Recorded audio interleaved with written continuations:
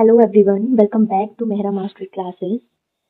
सो कैसे हो आप सब? I hope you are doing well.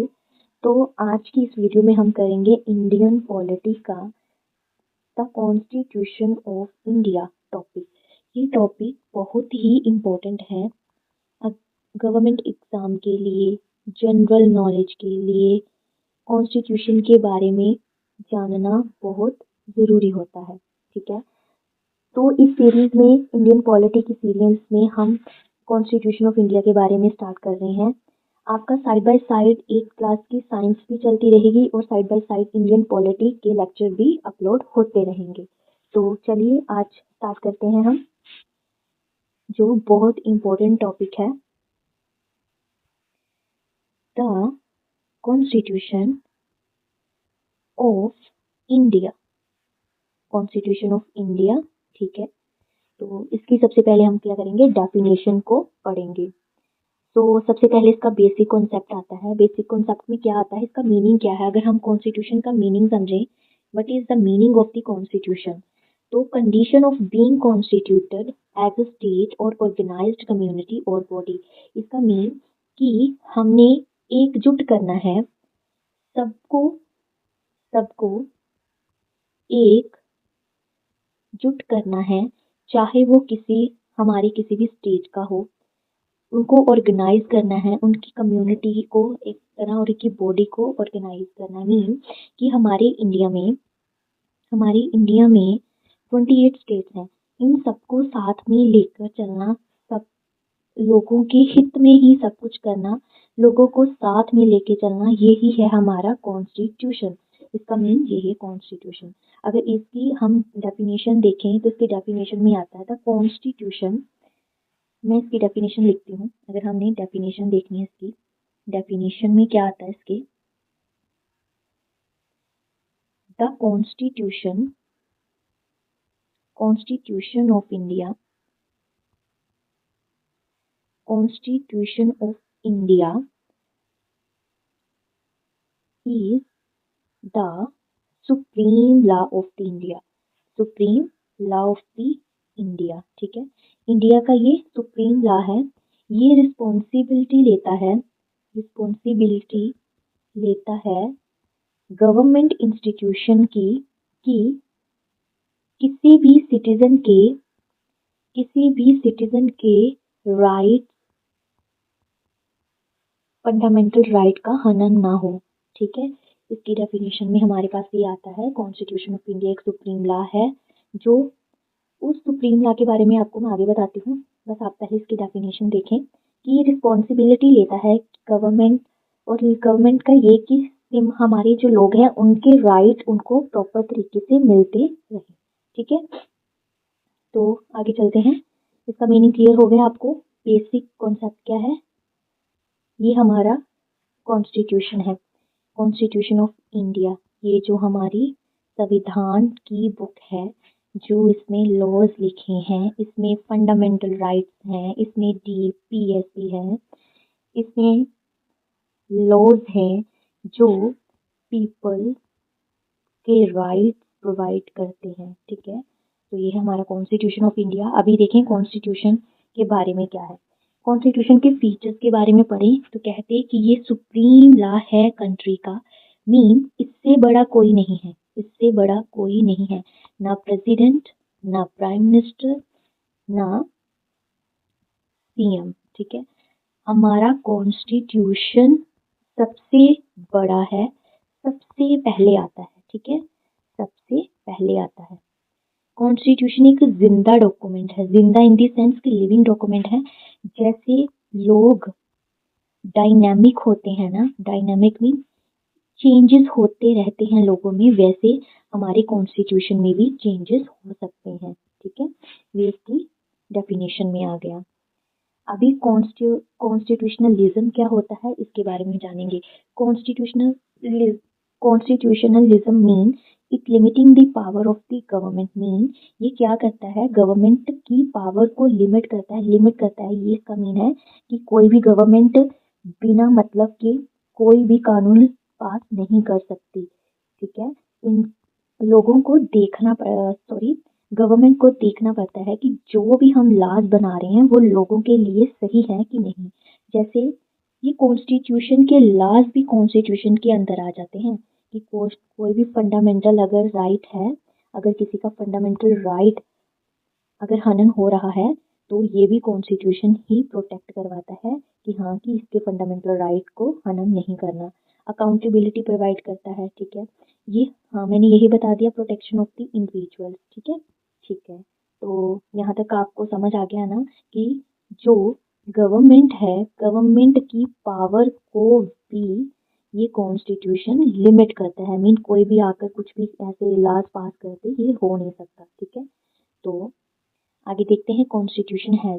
अच्छा, कॉन्स्टिट्यूशन जो है, जो हमारी कॉन्स्टिट्यूशन, जो संविधान संविधान की जो भी बुक है, जो बुक है उसमें ओरिजिनली कितने आर्टिकल्स थे, कितने पार्ट थे, कितने स्केड्यूल थे।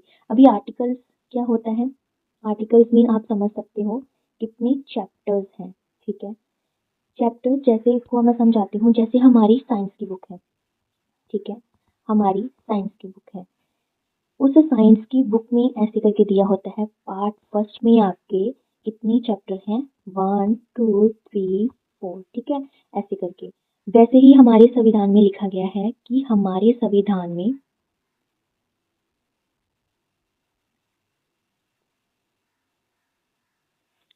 संविधान में क्या है, ओरिजिनली हमारे संविधान में ओरिजिनली 395 आर्टिकल्स हैं, 395 आर्टिकल्स हैं, 22 पार्ट्स थे, है नहीं थे, ठीक है, और 8 स्केड्यूल थे। इसको शेड्यूल भी बोलते हैं, मैं इसको स्केड्यूल बोलती हूँ, ठीक है, शेड्यूल्स हैं। और अभी जो करंट है, करंटली जो प्रेजेंट टाइम पर प्रेजेंट हैं वो कितने हैं, 480 आर्टिकल्स हैं, 25 पार्ट्स हैं और 12 शेड्यूल्स हैं, ठीक है। इसके बारे में हम नेक्स्ट वीडियो में, आगे की वीडियो में करेंगे डिटेल में, बट अभी इंट्रोडक्शन में इतना ही करेंगे, नहीं तो ये लेक्चर बहुत लंबा खिंच जाएगा, ठीक है। और इसकी अडॉप्शन कब हुई थी, the constitution assembly of the India adopted constitution on the 26, ये 26 नवंबर को 1949 में अडॉप्ट किया गया था। यहाँ पर गलत हो गया है, आप इसको कर लेगा 1949, ठीक है। और इसको इन्फोर्स कब किया था, मीन्स की पूरी तरह इसको कब लागू किया गया था, 26 जनवरी 1954, ठीक है। और इसको साइन किसने किया था, इसको साइन किया था डॉक्टर राजेंद्र प्रसाद, जो हमारे फर्स्ट प्रेसिडेंट थे इंडिया के, और फिरोज गांधी, जो प्रेसिडेंट थे कॉन्स्टिट्यूट असेंबली के लिए। जो कॉन्स्टिट्यूट असेंबली ऑर्गेनाइज की थी वो कॉन्स्टिट्यूशन बनाने के लिए ऑर्गेनाइज की थी, ठीक है। अब आर्किटेक्ट, इस कॉन्स्टिट्यूशन का आर्किटेक्ट कौन है, वो है भीमराव आरामजी अम्बेडकर, ठीक है, जिनको डॉक्टर BR अम्बेडकर भी कहते हैं, ओके। तो उसके बाद नेक्स्ट है कॉन्स्टिट्यूशन डे। अभी जब हमारा कॉन्स्टिट्यूशन बना था तो इसको हम 26 नवंबर को कॉन्स्टिट्यूशन डे बोलते हैं, ठीक है। इसको संविधान दिवस भी कहते हैं, ठीक है। और इसके बाद आता है अमेंडमेंट। अमेंडमेंट्स क्या होती हैं, अमेंडमेंट्स होती हैं कि हमने, देखो मैंने पहले बोला था कि कॉन्स्टिट्यूशन एक लिविंग डॉक्यूमेंट है। Living document mean time time पर अगर किसी चीज़ की रिक्वायरमेंट हो जो बहुत ज़रूरी हो करनी, तो हम उसको लॉ बनाकर अपने कॉन्स्टिट्यूशन में ऐड कर सकते हैं, ठीक है। तो जो एडिशन होता है लॉज का कॉन्स्टिट्यूशन में, उसको हम बोलते हैं अमेंडमेंट, ठीक है, उसको बोलते हैं अमेंडमेंट। तो अभी तक कितनी अमेंडमेंट्स हो चुकी हैं, 104 अमेंडमेंट्स हो चुकी हैं। आर्टिकल्स में हुई हैं और पार्ट्स में हुई हैं और स्केड्यूल या शेड्यूल्स में हुई हैं, ठीक है। तो इसके आगे है हमारे पास ऑर्गन्स ऑफ द गवर्नमेंट। अभी देखो जो लॉज हम बनाते हैं, उन लॉज को बनाने वाला कौन है, लॉज कौन बनाता है, ठीक है, लॉज कौन बनाता है, और लॉज कौन बनाता है, उसको इम्प्लीमेंट कौन करता है, और लॉज सही है कि गलत है उसको चेक कौन करता है, ठीक है। इसके लिए हमारी इंडिया में 3 बॉडीज हैं। हमारी इंडिया में कितनी बॉडीज हैं, 3 बॉडीज हैं। पहली लेजिस्लेचर, एग्जीक्यूटिव, जुडिशरी, ठीक है। तो देखिए 3 तरह की जो legislature, executive, judiciary, legislature, executive, judiciary. Okay, जो लेजिस्लेचर होती है वो काउंसिल ऑफ मिनिस्टर होते हैं और वो क्या करते हैं, लॉ को मेक करते हैं। जो एग्जीक्यूट होते हैं, जो लॉज बनाए जाते हैं उनको इम्प्लीमेंट करवाते हैं। जुडिशरी जो होती है वो चेक करती है कि जो भी लॉज बने हैं वो सही हैं, करेक्ट हैं कि इनकरेक्ट हैं। ठीक है, यहाँ पर आप देख लो। और एग्जीक्यूटिव में कौन कौन आ जाता है, ठीक है, एग्जीक्यूटिव में कौन आता है, हमारे प्रेसिडेंट आ जाते हैं, वाइस प्रेसिडेंट आ जाते हैं, प्राइम मिनिस्टर आते हैं और काउंसिल ऑफ मिनिस्टर्स आ जाते हैं।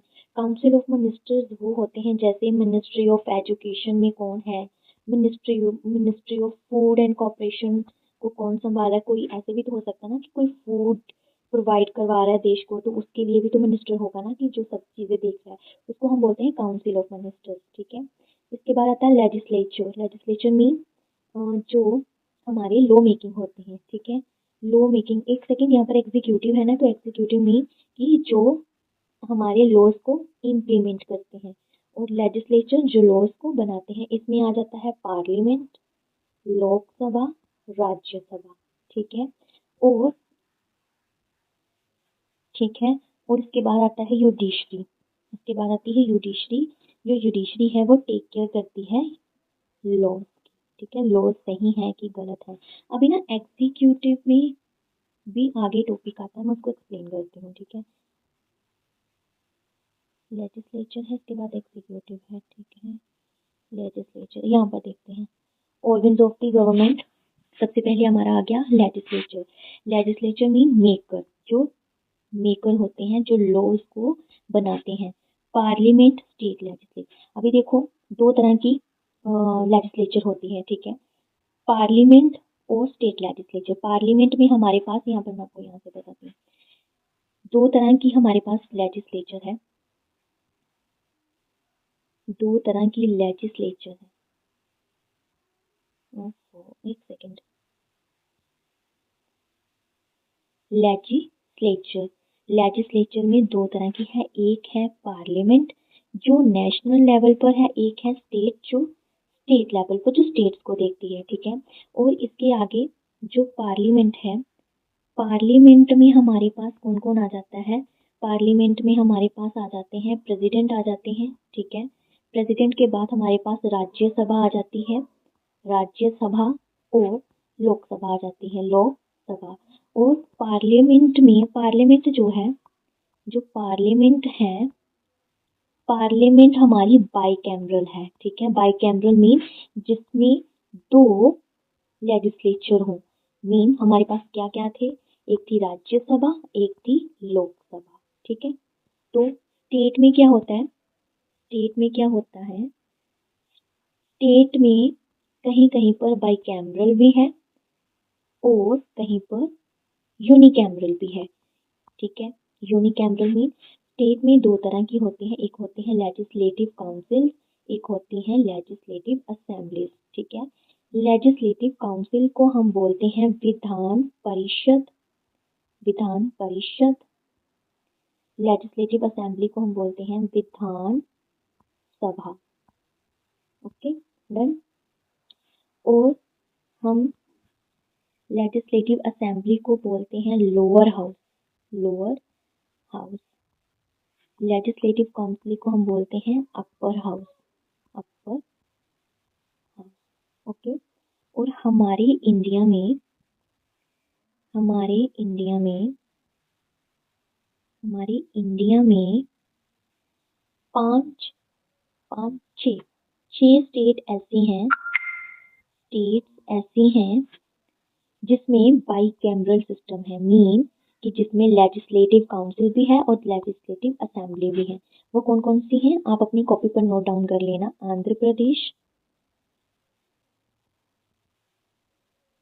Andhra Pradesh, number 2 Bihar, number 3 Karnataka, number 4 Maharashtra, number 5 Telangana, number 6 Uttar Pradesh. इन 6 स्टेट में हमारे पास बाइकैमरल लेजिस्लेचर है, मीन कि इसमें हमारी लेजिस्लेटिव असेंबली भी है और लेजिस्लेटिव काउंसिल भी है। ठीक है, समझ आ गया। अब हम चलते हैं आगे। नंबर 2 पॉइंट हमारा, ये देखो यहाँ पर मैंने मेंशन भी किया हुआ है कि पार्लियामेंट जो है उसमें प्रेसिडेंट आ जाते हैं, राज्यसभा आ जाते हैं, लोकसभा आ जाते हैं, बट लेजिस्लेचर में हमारे पास एमएलए, और सॉरी यहाँ पर क्या है कि जो हमारे पास जो राज्यसभा है ना, राज्यसभा में एमपीज होते हैं, member of parliament, member of parliament, ठीक है, और लोकसभा में एमएलए होते हैं। ठीक है, एमपीज जो होते हैं वो राज्यसभा में बैठते हैं, जो लोकसभा में बैठते हैं वो हमारे एमएलए होते हैं। ठीक है, एग्जीक्यूटिव, एग्जीक्यूटिव में क्या है, दीज कैन बी पॉलिटिकल और टेम्परेरी एग्जीक्यूटिव, कहते इनमें हमारे पास पॉलिटिकल पॉलिटिकल एग्जीक्यूटिव भी आ सकते हैं, पॉलिटिकल एग्जीक्यूटिव आ सकते हैं। पॉलिटिकल एग्जीक्यूटिव कौन होते हैं, जैसे हमारे पीएम हैं, सीएम हैं, क्योंकि इनका टाइम पीरियड फिक्स होता है 5 ईयर्स का, तो ये क्या हो गए, टेम्परेरी। और जो हमारे परमानेंट होते हैं, वो परमानेंट कौन से हैं, आईएएस ऑफिसर हो गए जो सिविल सर्विस में आते हैं, ठीक है, वो भी इसको इम्प्लीमेंट करते हैं। नेक्स्ट है हमारे पास जुडिशरी। जुडिशरी क्या है, जुडिशरी हमारे लॉज को प्रोटेक्ट करती है। इसमें सुप्रीम कोर्ट आ जाता है, हाई कोर्ट आ जाता है, डिस्ट्रिक्ट कोर्ट आ जाता है। हमें डिस्ट्रिक्ट में न्याय ना मिले, अगर हम सही हैं तो हम हाई कोर्ट में जा सकते हैं, अगर हाई कोर्ट में भी हमें न्याय ना मिले तो हम सुप्रीम कोर्ट जा सकते हैं। ठीक है, तो ये है अपर, ये है मिडिल, ये है लोअर। तो इसको आप डायग्राम में मीन फ्लो चार्ट में देख लें। सुप्रीम कोर्ट, उसके बाद हाई कोर्ट आते हैं, उसके बाद डिस्ट्रिक्ट और सेशन कोर्ट्स आते हैं, ये भी 2 डिवाइडेड है, इसके बारे में हम आगे पढ़ेंगे। फिलहाल इतना देख लीजिए कि सिविल जज आ जाते हैं और मेट्रोपॉलिटन मैजिस्ट्रेट आ जाते हैं। ठीक है, इसके बारे में मैं नेक्स्ट आपको बता दूंगी, फिलहाल आप इतना ही याद करो। ठीक है, तो ये था हमारा आज का डिस्कशन, जहाँ पर हमने क्या देखा कि हमने कॉन्स्टिट्यूशन के बारे में पढ़ा। यहाँ पर हमने कॉन्स्टिट्यूशन के बारे में पढ़ा कि कॉन्स्टिट्यूशन क्या है। ठीक है, कॉन्स्टिट्यूशन क्या है, इसका मीनिंग क्या है। ठीक है, ये अकाउंटेबिलिटी प्रोवाइड करवाता है लोगों को, अगर कोई लॉ बनाया है तो लोगों को उसके बारे में जानने का हक है, इसको बोलते हैं अकाउंटेबिलिटी। ये सिटीजन के राइट को प्रोटेक्ट करता है, सिटीजन के राइट को क्या करता है, प्रोटेक्ट करता है। ठीक है, कॉन्स्टिट्यूशन जो है एक बुक है, ठीक है, इससे बड़ा देश में कोई नहीं है, ये सुप्रीम लॉ है। ठीक है, ये कॉन्स्टिट्यूशन डायनामिक है, ठीक है, डायनामिक इन नेचर है, इसको हम लिविंग डॉक्यूमेंट भी बोलते हैं, लिविंग डॉक्यूमेंट भी कहते हैं। ओके, तो उसके बाद हमने क्या पढ़ा, उसके बाद हमने देखा कि ऑर्गन्स ऑफ दी, हमने इसको अडॉप्ट कब किया था, इसको हमने अडॉप्ट कब किया था, ठीक है, इसको अडॉप्ट किया था हमने 26 नवंबर 1949 में, मीन कि कहीं कहीं इसका अडॉप्शन हो चुका था, कहीं कहीं स्टेट्स में इसका इम्प्लीमेंट होना शुरू हो गया था। अगर हम प्रॉपर इम्प्लीमेंट की बात करें, प्रॉपर इम्प्लीमेंट की बात करें तो वो 26 जनवरी 1950 को इम्प्लीमेंट हुआ था। ठीक है, और 26 जनवरी को हम एज अ रिपब्लिक डे भी सेलिब्रेट करते हैं, रिपब्लिक डे सेलिब्रेट करते हैं। और 26 नवंबर को हम कॉन्स्टिट्यूशन डे संविधान दिवस के तौर याद करते हैं। ठीक है, सेलिब्रेट करते हैं। तो उसके बाद हमने देखा कि organs of the government, organs of the government, government के ऑर्गन्स क्या हैं, government organ of the government, 3 government के ऑर्गन है। फर्स्ट ऑर्गन है इसका लेजिस्लेचर। ठीक है, लेजिस्लेचर जैसे मैंने अब पीपीटी में शो किया है, मैं इससे थोड़ा सा अलग बनाऊंगी कि लेजिस्लेचर है ना, लेजिस्लेचर मीन लॉज बना रहे हैं, लॉज बना रहे हैं। तो यहाँ पर मैं जुडिशरी लूंगी क्योंकि ऐसे ही लॉज इम्प्लीमेंट नहीं किए जाते। ठीक है, लॉज को पहले जुडिशरी चेक करती है कि जो लॉज बनाए गए हैं वो सिटीजन के हित में हैं कि नहीं है। ठीक है, उसके बाद इसको एग्जीक्यूट किया जाता है, एग्जीक्यूट किया जाता है। ठीक है, तो ये हमने आज के इस टॉपिक में पढ़ा। आई होप मैं आपको अच्छे से समझा सकी कि हमारा कॉन्स्टिट्यूशन होता क्या है। ठीक है, हम हमारे लिए कॉन्स्टिट्यूशन इम्पोर्टेंट क्यों है, ठीक है। तो आज की वीडियो में बस इतना ही करेंगे, बाकी के लेक्चर्स मैं अपलोड करूँगी धीरे धीरे करके, ठीक है। तो आप इस चैनल को सब्सक्राइब करें, मेहरा मास्टर क्लासेस, अगर आप चाहते हैं कि आप इंडियन पॉलिटी को अच्छे से समझना चाहते हैं, ठीक है। Thank you, bye everyone, take care.